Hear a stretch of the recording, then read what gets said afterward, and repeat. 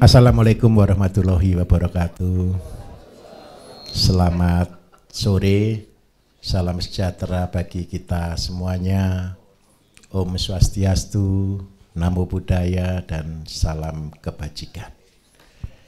Bapak Ibu, saya menyampaikan banyak terima kasih kepada Bapak Ibu yang sudah jauh-jauh dari mana-mana bisa datang di tempat kami di Beserbal Langlang Kumitir. Kalau Magetan ini kita nyebutnya Beserbal Langlang Kumitir.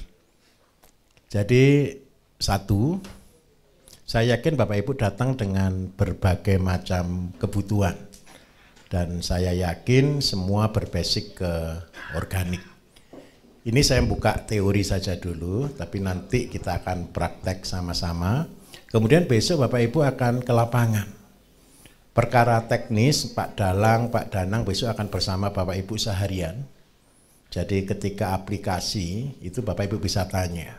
Terus terang untuk pertanian organik itu saya mulai 3 tahun lalu dari 3 kabupaten ini. Madiun, Ponorogo, Magetan. Ini sudah 3 tahun lalu, mulai tahun 2020 ya kita memulainya. Tapi sebelum ke sana Bapak Ibu sedikit yang harus saya luruskan supaya Bapak Ibu punya dasar yang kuat. Bagaimana kita bisa membangun pertanian secara umum. Kenapa ini penting sekali? Kalau Bapak Ibu tidak kuat di pondasi, percayalah akan runtuh. Hari ini banyak di YouTube orang-orang belajar tentang pertanian, peternakan. Saya tidak menyalahkan karena mereka berbasic ke produksi. Akibatnya apa? Banyak orang berguguran di sana. Dan minta maaf, bergugurannya di dunia pertanian itu, peternakan itu rata-rata begini. Ada orang jenuh, ada orang purna, ada orang tertentu yang bingung mau kerja apa. Mereka punya modal. Dan ketika mereka punya modal, mereka pakai bisnis di pertanian dan peternakan. Padahal mereka sendiri belum pernah berbisnis di situ. Akibatnya apa? Saya jamin 100% gagal. Apalagi kalau Bapak Ibu lihat di sektor peternakan hari-hari ini, Bapak Ibu lihat ya, banyak orang ternak kambing, ternak sapi dengan tanda kutip. Modal besar-besar semuanya. Kalau tidak tahu konsep sebenarnya tentang pertanian, itu pasti gagal. Kenapa saya harus membangun dari dasar di sektor pertanian ini? Saya minta maaf. Modal sekarang sudah susah, ekonomi bukan tambah baik. Jangan sampai Bapak Ibu juga gagal. Ketika terlalu banyak orang gagal di pertanian dan peternakan, itu akan menambah beban bahwa menjadi petani itu pekerjaan yang tanda kutip tidak menghasilkan. Padahal di pertanian itu adalah satu-satunya jalan. Saya ulangi, sektor pertanian ini adalah satu-satunya jalan yang akan kita gunakan untuk membangun ekonomi bangsa. Secara teknologi kita akan kalah. Secara tanda kutip, apalagi di era 4.0 sekarang ini, kita di urusan sosmed, gadget, dan semuanya kita sudah dikuasai. Kita tidak mungkin menang di sana. Tapi ada satu kemenangan. Dan ini yang akan saya bagikan buat Bapak Ibu. Untuk bagaimana kita bisa menang menjadi petani. Dan kalau cara saya adalah bertani tanpa modal. Kenapa saya harus mengajarkan bertani tanpa modal? Soalnya supaya kalau Bapak Ibu sudah di dasar, sudah di bumi, kan tidak mungkin jatuh lagi. Paham maksud saya? Kalau kita naik tangga ada kemungkinan jatuh tidak? Pasti jatuh. Tapi kalau dimulainya dari tanah, ini tidak akan pernah jatuh. Jadi begini Bapak Ibu konsepnya. Miku gak enak toh ya. Ganti. Saya kalau suaranya enggak enak itu saya enggak konsentrasi Bapak Ibu. Sudah enak? Oh sudah, oke. Oke siap.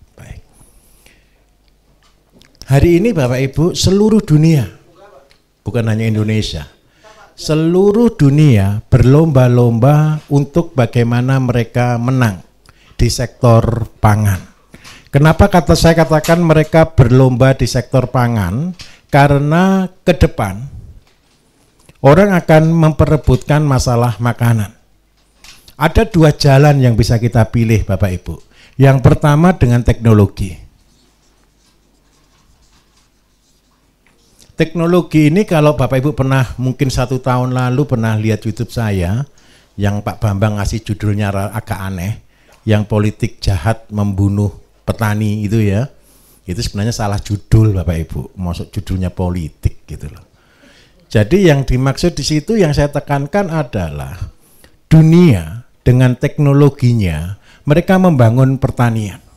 Sehingga apa? Kalau di sini saya nyebutnya dengan nama silver technology. Silver technology ini adalah satu kondisi bagaimana kita bertani tanpa tergantung kepada apapun. Kalau di Buah Naga tadi Pak Danang cerita tentang penggunaan lampu. Itu karena masa cahaya. Sebenarnya Buah Naga itu kan butuh waktu pencahayaan itu minimal itu kan sekitar 14 jam. Karena itu kita buat seperti itu. Kalau Bapak Ibu tanya, kenapa di Indonesia tidak ada bisa tanam gandum? Karena gandum itu butuh pencahayaan 17 jam. Dan itu cocoknya di mana? Di Eropa.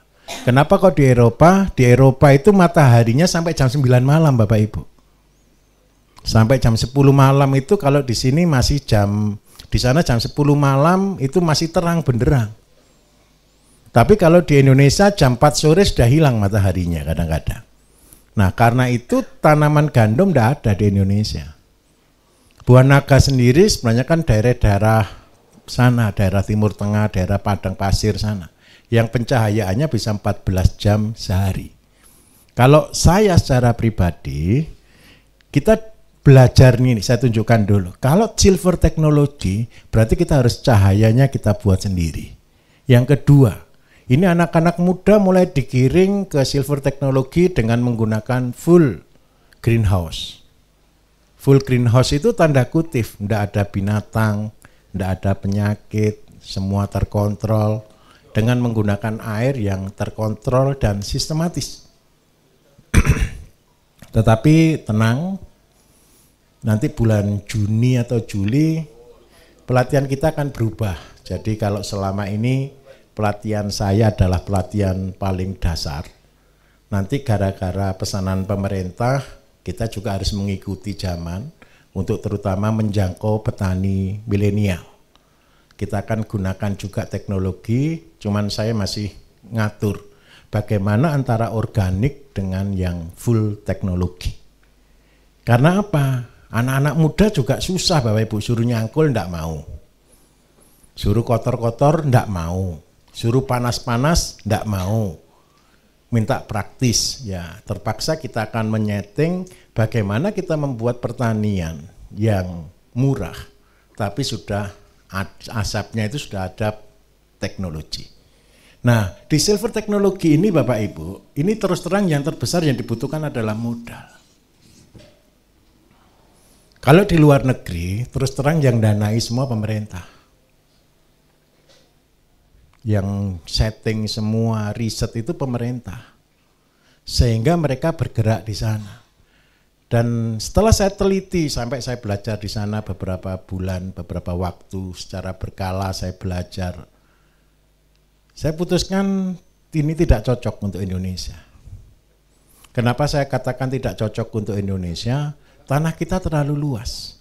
Petani kita tidak mampu sampai di level itu. Karena itu saya banting setir. Jadi kalau yang ini gunakan teknologi, saya gunakan sistem kuno atau tradisional. Yang hasilnya sama dengan yang silver technology. Ini penelitian terus terang Bapak Ibu yang butuh bertahun-tahun. Dan ini sangat sulit. Kenapa saya katakan sangat sulit? Contoh. Tadi Bapak Ibu sudah dengarkan testimoni dari Pak Dalang, Pak Danang gitu ya. Selama ini Bapak Ibu kenal dengan nama pupuk organik itu kualitasnya dengan pupuk kimia jauh atau tidak? Jauh. Kenapa orang tidak gunakan pupuk organik? Karena di pupuk sekarang bagusnya tahun depan. Sudah ada yang pemain kompos di sini, buat vokasi, buat composing dan sebagainya, buat POC, buat mall. Dipupuk sekarang, bagusnya tahun depan ya pasti ditinggalkan Bapak Ibu. Terus yang kedua, pupuknya dalam jumlah banyak, betul atau tidak? Akhirnya beberapa profesor tetap gunakan konsep lama. 1 hektar butuh berapa? 1000 karung. Ya petani tidak mau Bapak Ibu. Tapi Ibu percaya enggak kalau pupuk organik yang digunakan rata-rata 1000 karung per hektar? Ada yang tanam cabai di sini? Sudah ada petani cabai, tomat atau semangka yang biasanya, yang bukan organik? Ada? Itu pun pakai kimia, mereka tetap gunakan pupuk dasar Bapak Ibu. Pupuk dasarnya enggak tanggung loh. 10 meter persegi, 1 bedeng, 1 karung. Mereka kalau saya katakan ini habisnya 1000 karung loh, enggak percaya Bapak Ibu. Coba saya hitungkan, kalau 10 meter persegi sama dengan 1 karung, 1 hektar berapa meter persegi Bapak Ibu? 10.000. 10.000 dibagi 10 berapa Bapak Ibu? Begitu saya hitungkan ini habis 1000 karung. Oh iya Pak, saya habis 3 truk, 4 truk pupuk dasarnya saja. Itu 1000 karung. Ketika kami membuat konsep pertanian organik yang setara dengan kimia, itu yang paling sulit. Kenapa saya harus keluarkan katalis Bapak Ibu? Gara-gara kalau petani tidak diajak melompat dari tradisional ke modern, walaupun pakai bungkus tradisional, mereka tidak akan pernah mau ke organik. Pak Danang ini datang ke saya gara-gara sudah mentok. Dia cerita bawa batang-batangnya buah naga itu, Pak tanaman saya seperti ini, gimana nyelamatkannya? Saya terus terang bilang ke beliau, Pak saya tidak ada waktu, tak kasih resep saja tolong buat sendiri. Ini saya kasih resep Bapak Ibu. Saya kasih resep, tolong buat pupuknya, ini obatnya, tolong buat semuanya sendiri dulu dah. Karena saya tidak ada waktu ke sana. Waktu itu fokus saya hanya di padi. Kenapa saya fokus di padi dan 3 daerah ini, Ponorogo, Madiun, Magetan, Ngawi, itu Bapak Ibu adalah sentral padi nasional. Kalau saya bisa menangkan petani-petani di sini, maka seluruh nasional akan kena. Itu goal saya. Karena itu fokus saya hanya padi. Pak Dalang pun saya bilang enggak usah belajar yang lain. Betul ya Pak Dalang ya? Fokus padi saja sudah. Kenapa kok begitu? Supaya kita betul-betul kuat. Pak Dalang ini saya tantang, Pak kapan bisa ngajar? Tunggu sebentar Pak, setelah saya bisa panen di 4 musim. Panen di 4 musim itu kan musim Januari beda, musim Maret beda, musim September beda, musim tanam Desember juga beda. Coba bayangkan, tanam beda musim, beda perlakuan Bapak Ibu. Terus kalau cuman petani biasa, gelondong tidak kira-kira? Yang tidak pernah punya tahu dasar. Karena itu saya katakan sudah saya pecah, ini Pak Danang ini murid saya yang saya ajari khusus untuk belajar urusan buah. Sudah, karena satu resep yang saya kasih cuma untuk menyelamatkan buah naga. Pak Danang tidak tak kasih ilmu yang lain Bapak Ibu, cuma itu saja. Itu pun tidak tak bolehkan belajar yang lain. Sudah fokus di situ. Sampai goalnya cerita ke saya, alhamdulillah Pak, saya sudah bisa punya pendapatan berapa waktu itu, 7,5 atau 7,5 ya. Setiap bulan saya bisa pendapatan bersih 7,5, bisa membuat pupuk sendiri, bisa ngatasi sendiri. Besok kalau sudah selesai saya ajari. Makanya hari ini Bapak Ibu terus terang, ini kesempatan pertama Pak Danang dan Pak Dalang ngajar. Karena itu saya cuma dengarkan tadi. Karena apa? Saya juga butuh pensiun Bapak Ibu. Lah saya ini butuh jenengan nanti yang menggantikan saya. Kenapa kok ini penting sekali? Karena kita sedang berubah. Kita sedang bergeser. Nah, ilmu ini harus dibagikan, harus diajarkan, disebarluaskan. Saya percaya Bapak Ibu ini adalah utusan-utusan. Ya terus terang, saya minta maaf. Bapak Ibu datang kan karena dengan semangat yang kuat kan? Siapa yang menggerakkan kalau bukan Gusti Allah Bapak Ibu? Dan saya berterima kasih di depan Bapak Ibu rela datang, rela belajar, syukur-syukur ke depan Bapak Ibu lah yang akan meneruskan ilmu-ilmu yang hari ini kita pelajari. Jadi tradisional ini Bapak Ibu, jadi tradisional ini, oh ini sudah ada. Tradisional ini bukan masalah kita bertani organik. Cuman bertani organik saja enggak untung. Bapak Ibu bisa buat pupuk sendiri, bisa untuk tanaman sendiri, belum berhasil. Saya jamin. Kalau Bapak Ibu tidak mengikuti sistem yang sebenarnya. Apa sih yang dimaksud dengan sistem organik? Sistem organik itu Bapak Ibu terdiri dari dua hal.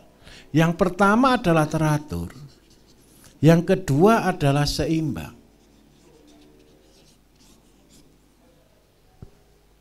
Bertani itu harus teratur. Bertani itu harus terprogram. Bertani itu harus sesuai dengan daerahnya masing-masing. Jangan pernah memaksakan sesuatu yang bukan pada tempatnya. Slogan kami Bapak Ibu di dalam pertanian BSM, gunakan apa yang ada, yang pasti berhasil. Jangan pernah mengada-ada. Dunia pertanian peternakan kita, ini minta maaf, kemarin tadi yang saya dengar perkenalan ada yang dari mahasiswa pertanian ya.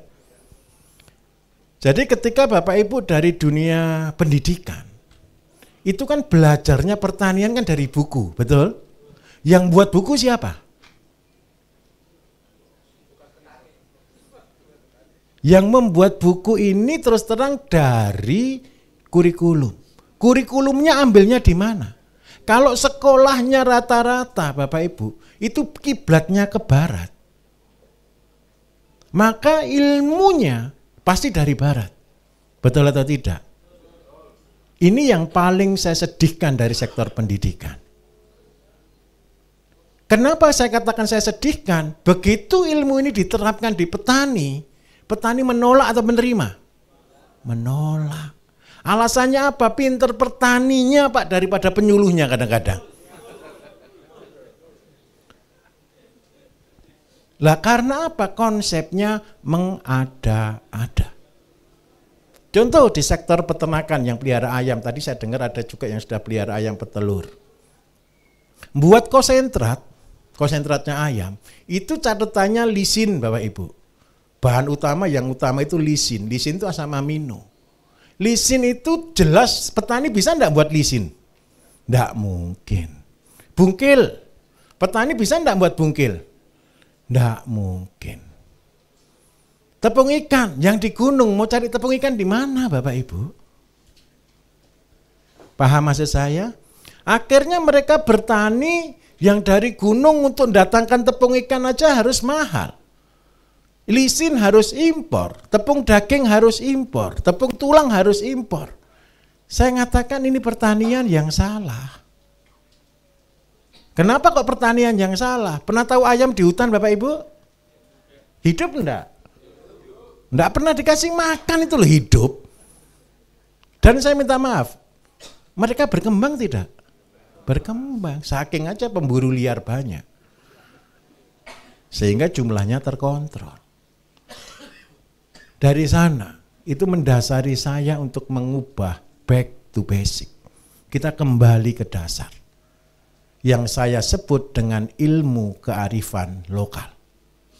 Karena itu ilmu kearifan lokal ini saya buat slogan, buatlah dari apa yang ada. Dan jangan mengada-ada. Mulai besok saya minta tolong, kalau Bapak Ibu jadi peternak, jangan lagi datangkan dari daerah lain, jangan, salah jalan. Ada yang sudah peternak kambing di sini? Coba angkat tangan dulu. Berapa ekor Pak? 14 ekor. Berapa ekor Pak? 16, oke. Saya kan jelaskan konsep organik dari kambing, dua contoh ini. Saya minta maaf Pak, selama ini apa yang Bapak lakukan ketika punya 14 ekor kambing? Pak pakai mic boleh Pak? Pak Danang dibantu mic-nya. Ini operator kabur semua kemana ini?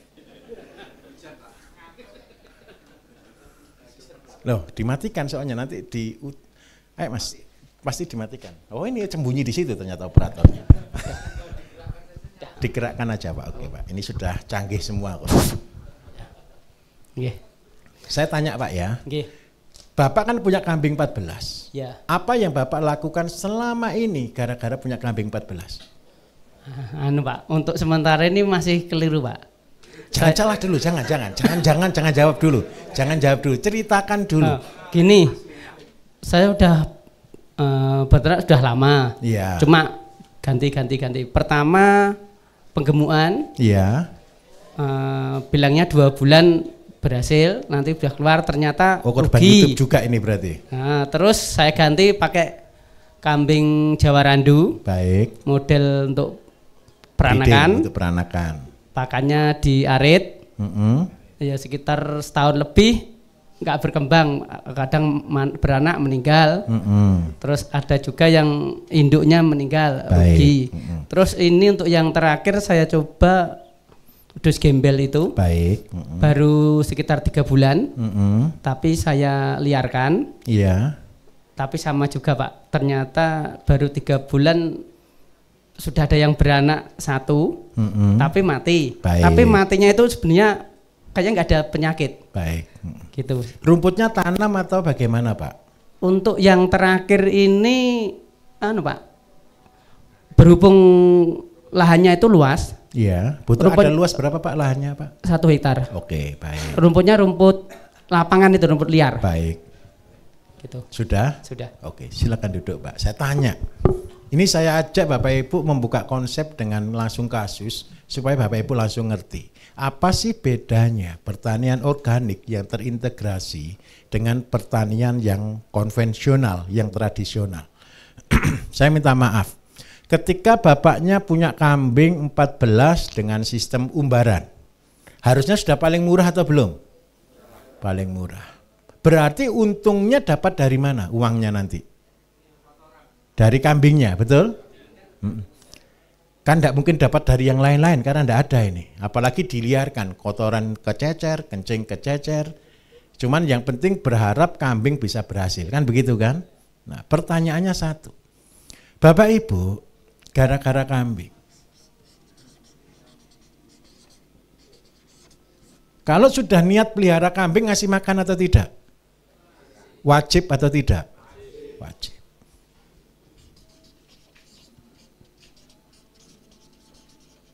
Hari ini banyak orang yang penjual-penjual rumput. Mereka promosi Pak Cong Odot, Indigo Vera dan lain-lain. Betul ya? Mereka selalu berlomba mencari produktivitas rumput yang tertinggi. Pertanyaannya satu, kalaupun rumput sudah ditanam, apakah rumput menghasilkan? Tidak. Nah, konsep di dalam pertanian organik yang terintegrasi itu di sini konsepnya. Gara-gara saya punya kambing 14 ekor yang harus kita kasih makan tiap hari. Pakannya ini adalah rata-rata anggap aja 4 sampai 6 kilo per hari. Kita buat pakan bagus berarti 4 kilo deh sehari. Berarti setiap hari butuh pakan berapa kira-kira? 14 kali, biar tidak salah ngitung saya jangkapan 15 gitu ya Bapak Ibu ya. Biar enak gitu loh. 15 kali 4 berapa sehari? 60 apa ini? Kilo. Mas saya minta tanya ini. Tanahnya bisa enggak ditanami jagung? Bisa. Kalau tanam jagung perlu sekolah enggak? Enggak perlu sekolah ya. Seandainya saya mau tanya, karena saya pelihara kambing, saya mau tanam jagung. Jagung muda laku atau tidak di sana?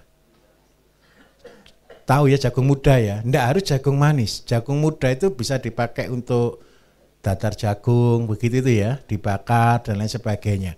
Harganya berapa kira-kira untuk satu jagung? Rata-rata paling murah 500 boleh? Murah sekali kan 500? Sudah. Rata-rata 1000 sih sebenarnya. Betul ya? Saya akan hitungkan Bapak Ibu. Gara-gara saya punya kambing 15, saya butuh pakan 4 kilo per hari per ekor, maka saya butuh 60 kilo. Berarti usia jagung manis berapa? 75 hari anggap aja 80 hari ya. Baik, saya hitungkan. Berarti setiap hari kita butuh, pernah tahu jagung? Batang jagung pernah tahu? Pernah nimbang 1 kilo itu berapa batang? Enggak pernah, berarti itu belum tahu jagung.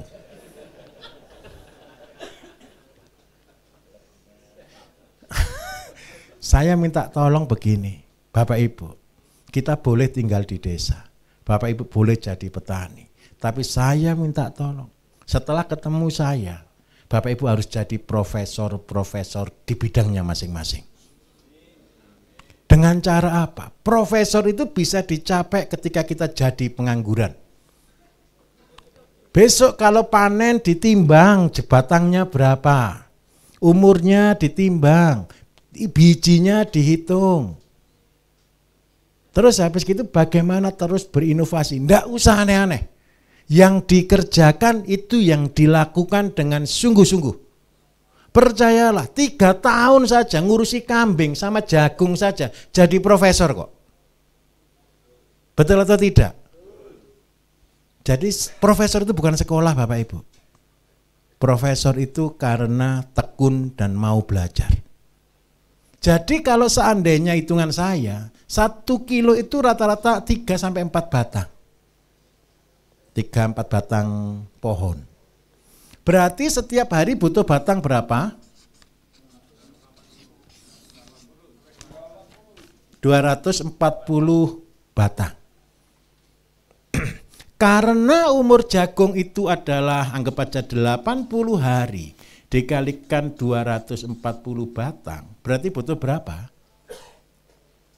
Coba yang pakai kalkulator, 8 kali 24 berapa? Berapa? 19.200 19.200 tanaman. Tidak semua bagus Bapak Ibu, betul atau tidak? Tidak semua berbuah, betul atau tidak? Supaya dia bagus, saya hitung, minta maaf, anggap aja sekolahnya belum lulus tanamnya. Berarti saya kalikan 1,5-nya, boleh? Supaya ada cadangan kegagalan, betul ya? Berarti ini anggap aja 20, berarti harus kita tanam adalah 30.000 tanaman. Setuju ya? 1 meter persegi jarak tanam jagung ideal kalau cara BSM itu isinya 10 biji.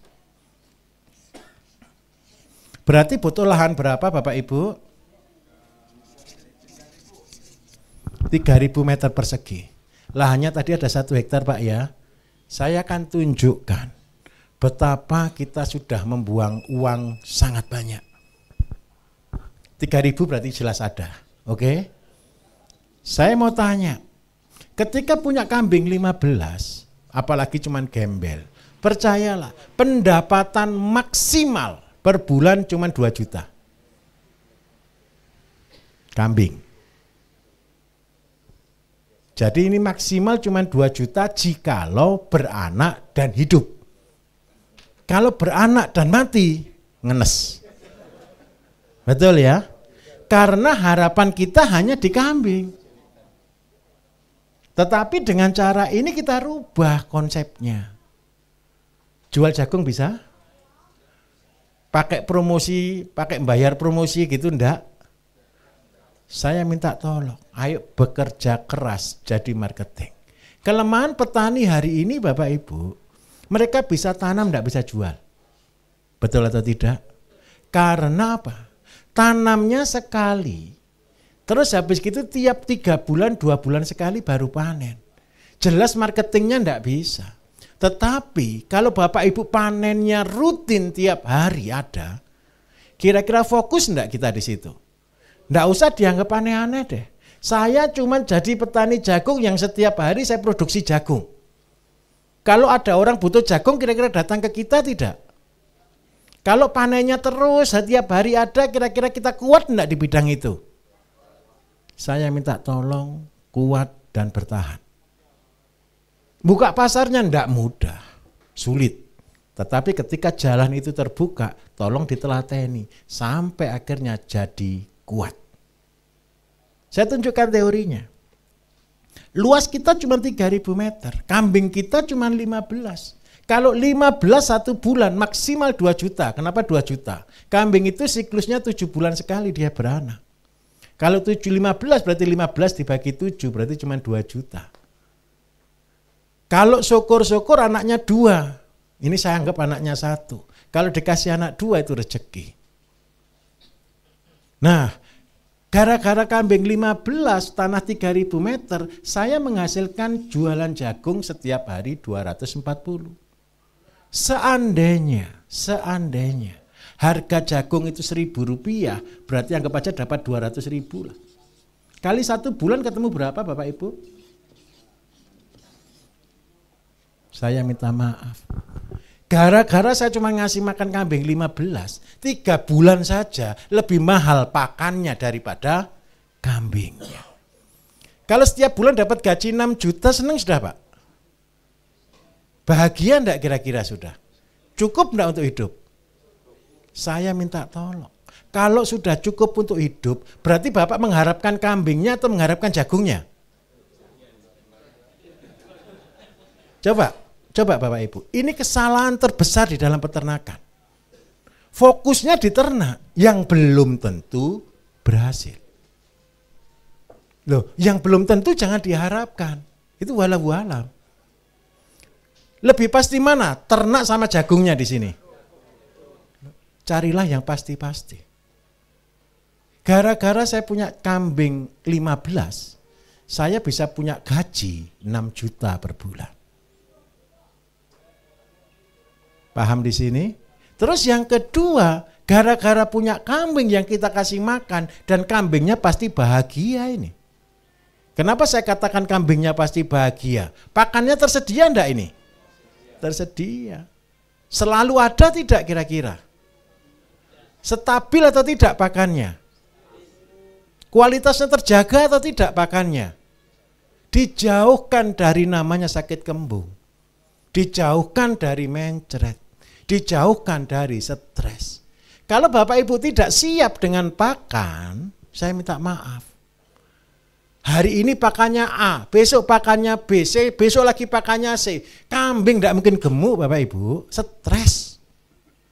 Adaptasi terus. Tapi kalau pakannya dari awal sampai akhir sama, kira-kira dia bahagia enggak kambingnya? Bahagia, apalagi enggak dikasih beban kambingnya. Paham maksud saya di sini? Kalau kambingnya dikasih beban itu, kamu harus beranak ya.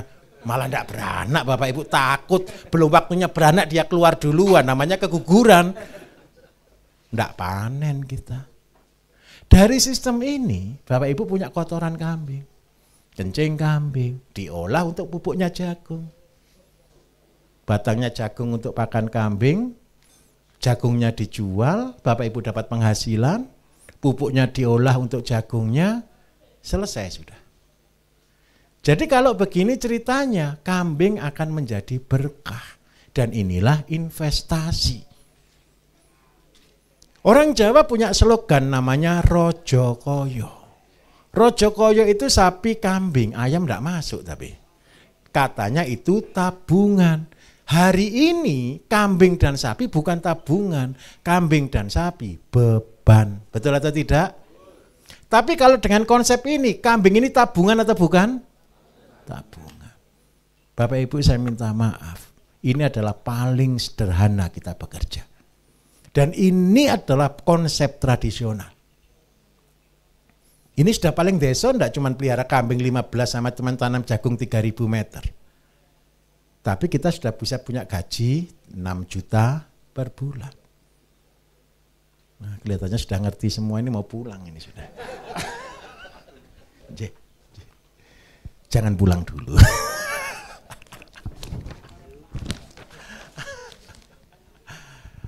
Nah, sekarang saya tunjukkan. Gara-gara punya kambing 15 ekor, saya minta maaf, ini spidol kenapa ini? Ditutup dulu ya, coba Pak ini. Tapi saya nulis gini, enggak ada LCD nih ya. Oh, tadi hujan. Tapi Bapak Ibu yang belakang bisa lihat enggak ya gitu. Tapi kalau pun enggak bisa lihat, bisa ngerti ya. Tulisan saya sudah tulisan dokter. Pakai yang itu aja Pak, yang suruh beli anak-anak yang bukan permanen, yang buat aja. Terus dipotong sedikit biar tulisan bisa besar. Kalau saya punya 15 ekor kambing Bapak Ibu, setiap hari tadi pakannya berapa kilo? Tahu kambing? Tahu kambing enggak Bapak Ibu?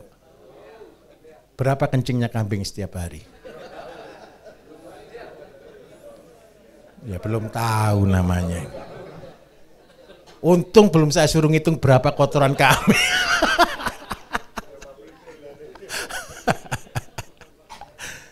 Kalau kita tahu Bapak Ibu kita harus belajar sampai detail. Jadi saya minta tolong ketika nanti Bapak Ibu kerja, nganggur-nganggur dihitung, nganggur-nganggur di total. Kenapa nanti saya akan jelaskan di materi habis ini. Gara-gara saya punya 15, saya punya kotoran pastilah 60 kilo. Karena makannya 4 kilo per hari. Terus yang kedua kencingnya rata-rata kalau 15 sehari 1 liter berarti 15 liter. Kalau 1 bulan ketemu berapa Bapak Ibu?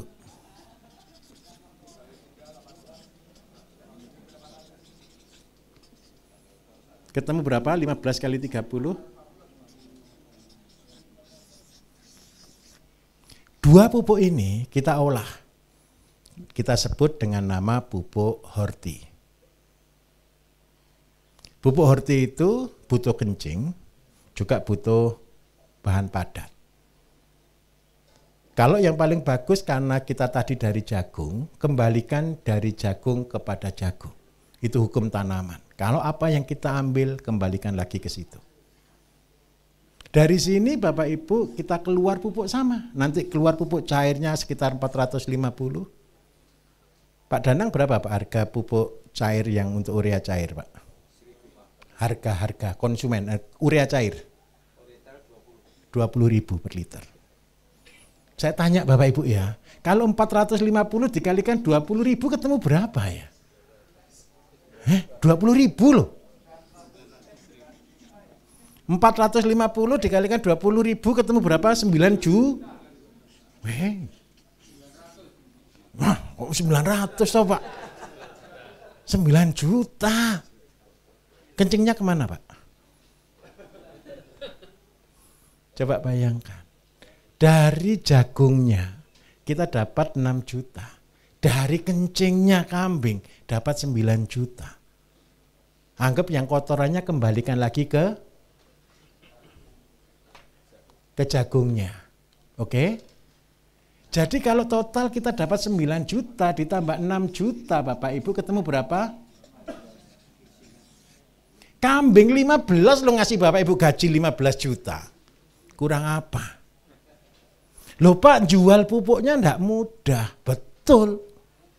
Kalau Bapak Ibu sekarang buat, pulang dari sini buat pupuk, bawa ke pasar enggak ada yang beli. Percayalah 100% tidak ada yang beli. Pakai Facebook, pakai semuanya, enggak ada yang beli saya jamin.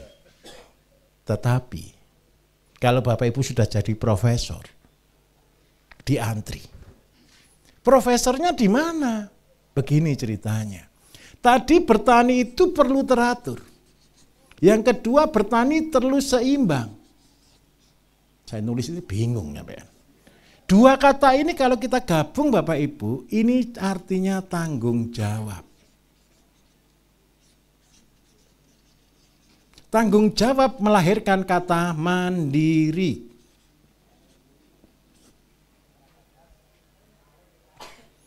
Saya ulangi. Bapak Ibu punya kambing, ngasih makan, itu tanggung jawab atau bukan? Tanggung jawab. Terus yang kedua, tanggung jawab yang lebih dalam itu begini konsepnya. Kambing tadi titipannya, Bapak Ibu percaya enggak kalau kambing itu titipannya Gusti Allah? Percaya, betul ya? Kenapa saya katakan semua ternak, semua harta yang kita miliki itu hanya titipan saja. Kalau Gusti Allah lagi batuk, hati-hati, mati semua itu. Betul ya? Jangan buat Gusti Allah batuk. Lakukan tanggung jawab sebaik mungkin. Lakukan tanggung jawab sedetail mungkin. Supaya apa? Kunci rezeki terbesar adalah tanggung jawab. Kalau Bapak Ibu tidak bertanggung jawab, percayalah, rezekinya mampet. Rezekinya seret. Rezekinya seperti detak jantung. Tahu detak jantung? Kadang naik, kadang turun. Bapak Ibu kepengen rezeki yang selalu naik atau rezeki yang naik turun? Selalu naik. Kuncinya satu, tanggung jawab. Banyak orang datang ke saya, Pak, tadi saya dengar ada waktu perkenalan, saya kepengen jadi miliarder. Tadi siapa? Angkat tangan dulu yang kepengen jadi miliarder tadi. Oh, keren. Siap. Jadi miliarder itu susah atau gampang Bapak Ibu? Susah ya, kalau belum tahu jalannya. Kalau sudah tahu jalannya, jadi miliarder itu gampang. Tapi percayalah, jangan ada yang kepingin diantara Bapak Ibu untuk kepingin jadi orang kaya. Kalau Bapak Ibu kepingin jadi kaya, kepingin jadi miliarder, percayalah, tidak akan pernah sampai keturutan jadi miliarder.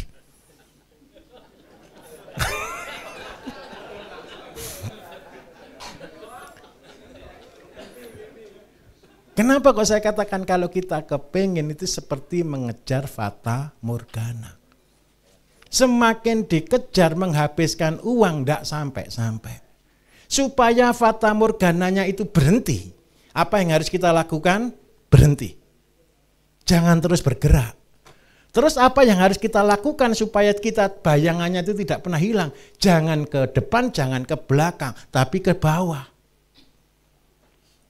Nunduk. Kerjakan dengan tekun. Nunduk itu artinya apa? Ini ceritanya. Gara-gara Bapak Ibu punya kambing 15, nunduk. Kerjakan aja apa yang ada. Nggak usah cari-cari yang baru-baru lagi. Nggak usah cari yang aneh-aneh lagi. Serius saja kerjakan ini. Nanti Bapak Ibu akan jadi miliarder. Bukan karena kepingin jadi miliarder, tapi terpaksa jadi miliarder.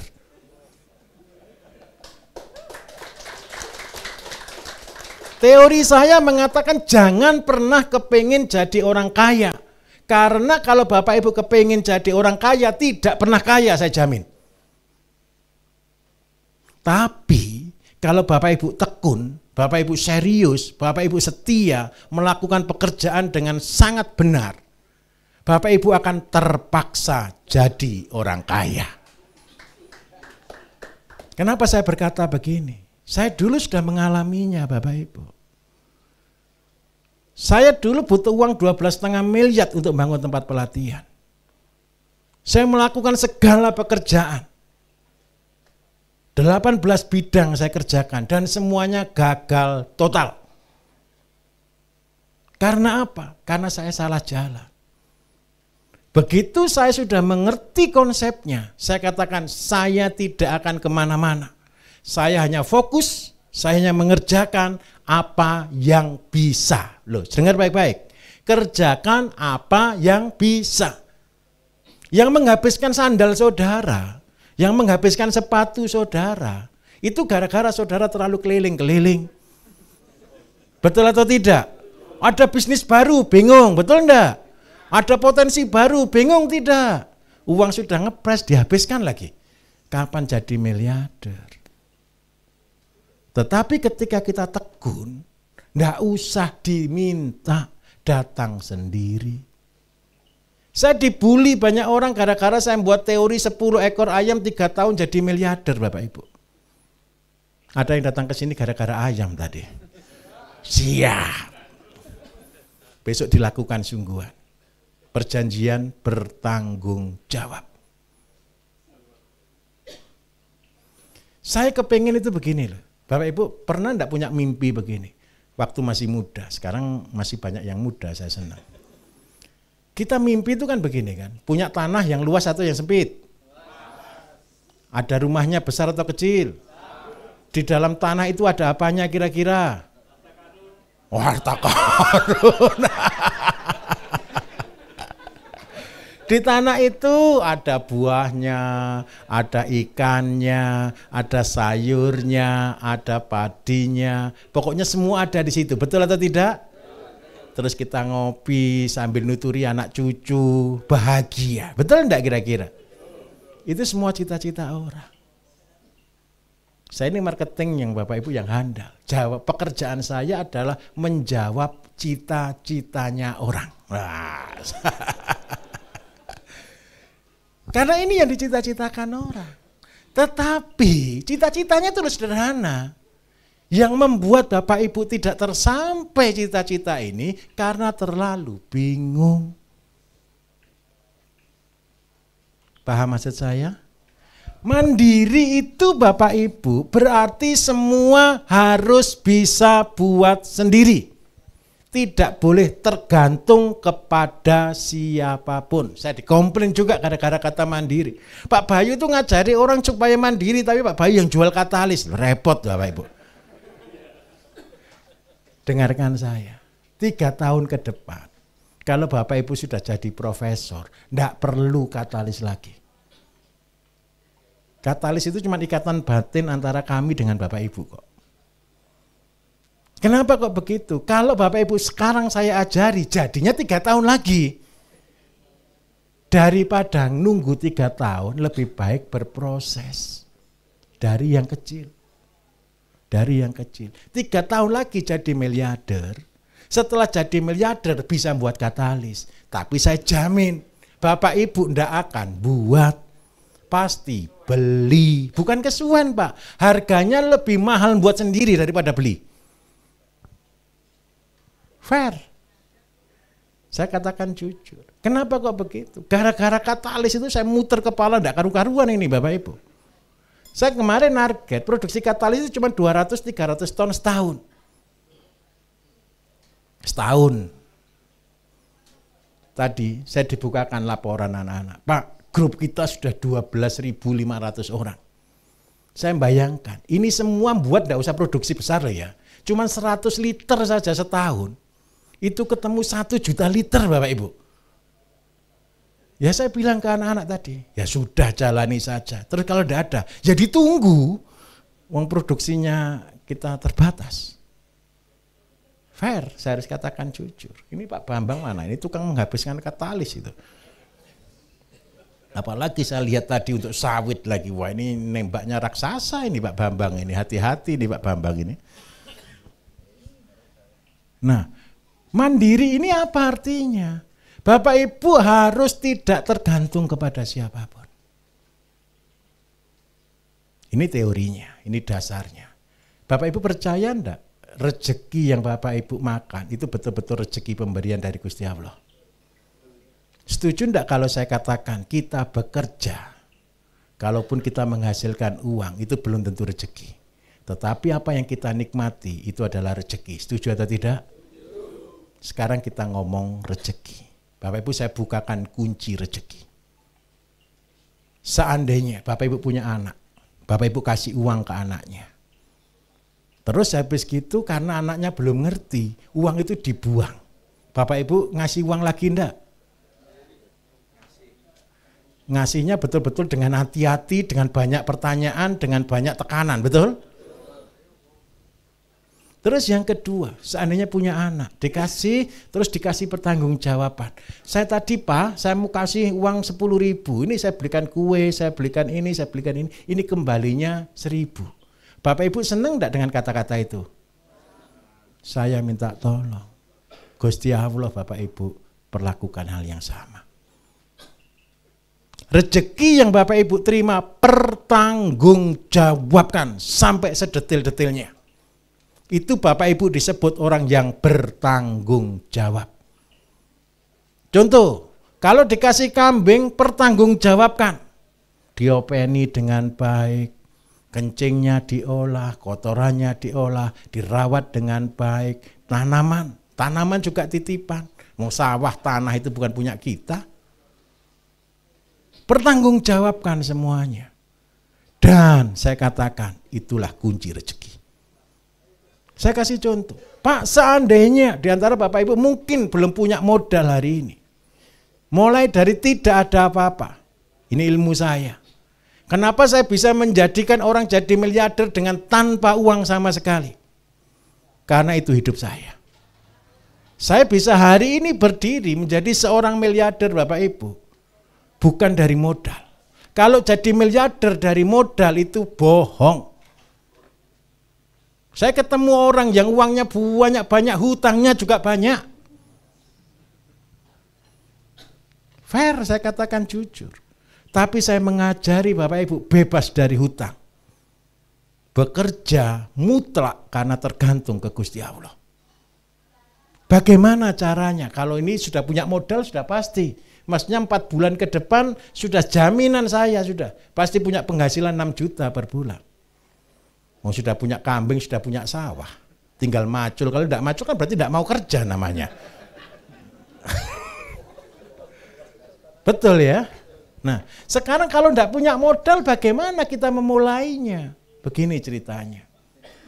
Kita mulai dengan limbah rumah tangga Bapak Ibu. Limbah rumah tangga. Bapak Ibu, ibu-ibu ini saya tanya ibu-ibu. Ibu-ibu pernah belanja ke pasar? Kalau belanja ke pasar cari bahan yang bagus atau bahan yang jelek? Seandainya beli sayur gitu, sayur yang bagus atau yang jelek? Bukan yang busuk kan? Terus habis gitu Bapak Ibu ada sampahnya enggak biarpun dari barang yang bagus? Sebenarnya itu sampah atau bukan? Bukan. Dengarkan baik-baik. Kita beli sayur Bapak Ibu, siapkan tempat. Ini wujud tanggung jawab. Beli dari pasar sayur, kangkung, bayam dan lain sebagainya. Dikupas kadang-kadang ada yang dikupas, ada yang dipetii, yang jelek dibuang. Saya minta tolong. Yang kita beli itu bagian dari rezeki kita. Yang bagus, lebih bagus kita makan, sisanya jangan dibuang. Masukkan di tempat sampah. Terus yang kedua, ketika ibu-ibu masak beras, ada air lerinya enggak? Ada. Ketika Bapak Ibu makan, tulang kan enggak dimakan kan? Kadang-kadang nasi sisa kan? Saya tanya, nasi sisa itu barang yang bagus atau barang yang jelek? Nasi sisa itu tadi kan dari barang bagus, betul Bapak Ibu ya? Barang bagus yang kita kelebihan sehingga kita buang. Tapi aslinya tadi barang bagus atau barang jelek? Ini semua masukkan di sini. Ini bukan barang jelek loh. Sayur sisa bukan jarang jelek loh. Nasinya Bapak Ibu bukan barang jelek loh. Itu barang bagus loh. Masukkan ditimba, dikasih leri. Leri itu apa? Pengawet. Pengawet itu ada 3. Ada gula, ada garam, dan ada cuka. Kalau leri disimpan jadinya cuka. Karena dia asam. Asam itu pengawetan. Taruh di sini wortel, 2 tahun tetap wortel. Tidak berubah. Tidak busuk. Jadi pengawetan LRT ini Bapak Ibu untuk mengawetkan bahan makanan. Sebagai apa? Wujud tanggung jawab.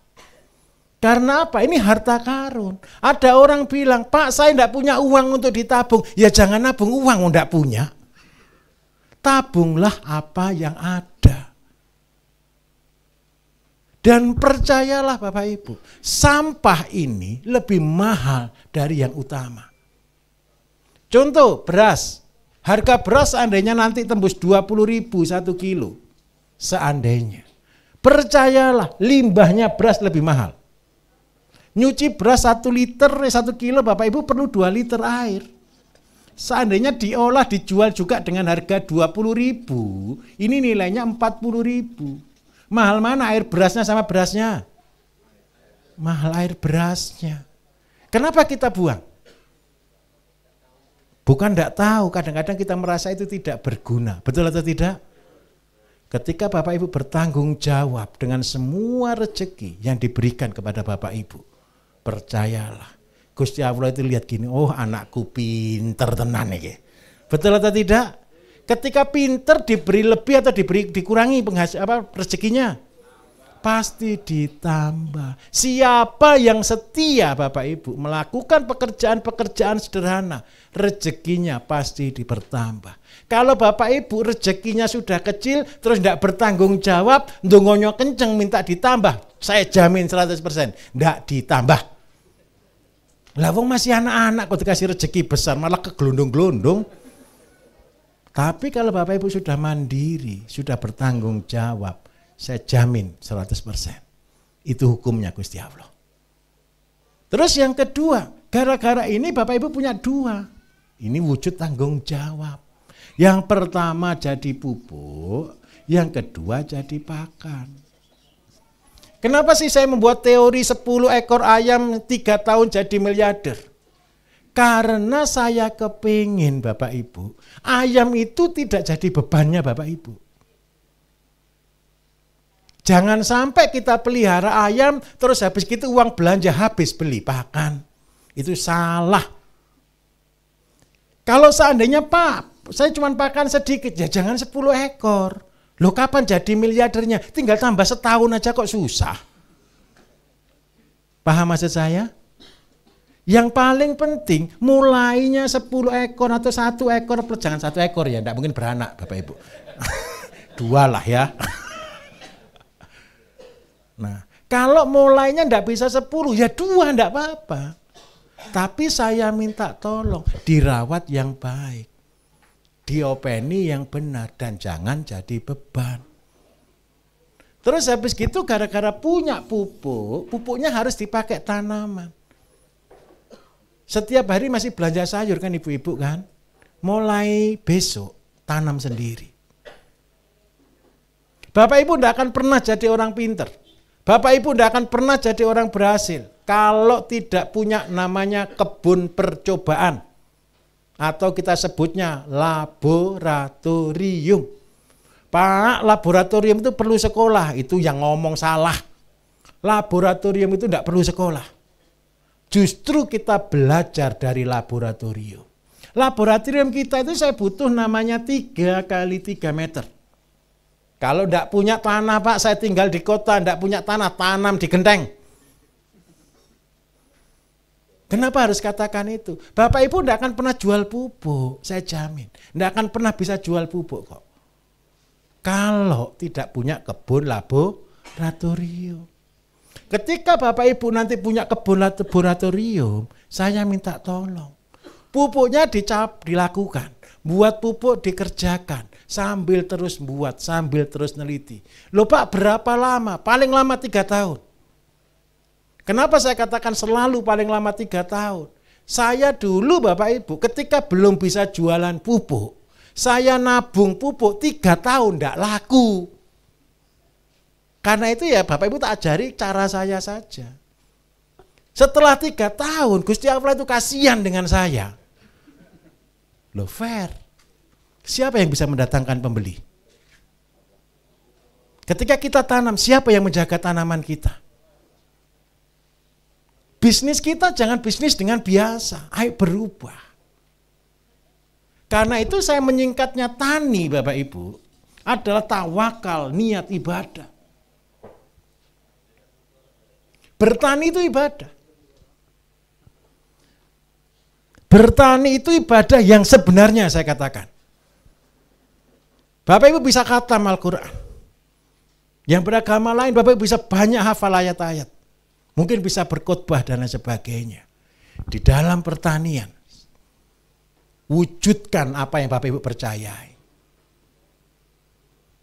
Saya banyak mengenal Gusti Allah, mengenal Tuhan, gara-gara saya di pertanian. Pertanian itu sifatnya cuma satu, tergantung mutlak.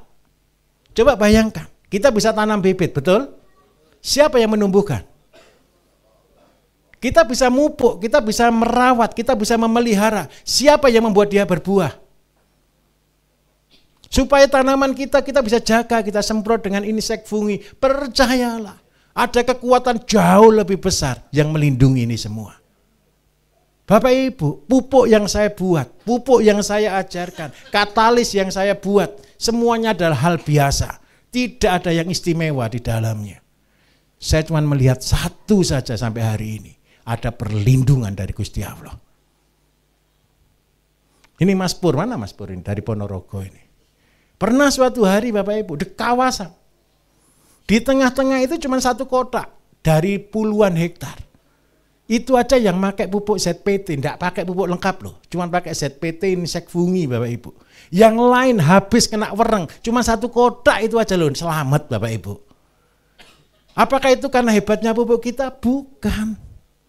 Itu perlindungannya Allah sendiri. Dan pertanian memaksa kita untuk ibadah. Gimana? Waktunya sebentar, tambah 5 menit boleh ya? Ini sudah terlanjur terbakar ini.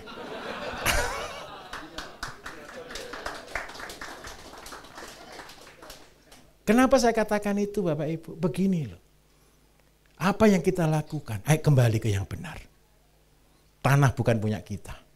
Tanaman bukan punya kita. Ternak bukan punya kita. Kita tetap adalah hamba. Kita ini hanya utusan. Ceritakan apa yang benar. Ceritakan apa yang baik. Ceritakan apa yang membangun. Supaya apa Bapak Ibu? Tugas kita sebagai manusia terjawab. Selamatkan bumi, selamatkan penduduknya. Dan itulah tugas manusia yang sebenarnya. Perkara rejeki Gusti Allah yang memberi. Selama ini Bapak Ibu belum tahu aja caranya untuk jadi orang miliarder. Tapi dengan kita belajar 2 hari ini, kita akan mudah menjadi miliarder. Tapi perjanjian. Bagi Bapak Ibu bayar 1 juta mahal atau murah? Karena saya anggap ini gratis ya Bapak Ibu ya, boleh? Saya minta tolong ilmunya juga diajarkan ke semua orang. Setuju? Oke, kita akan praktek dulu, biasa tidak dimarahi panitia. Monggo kita praktek di bawah ya.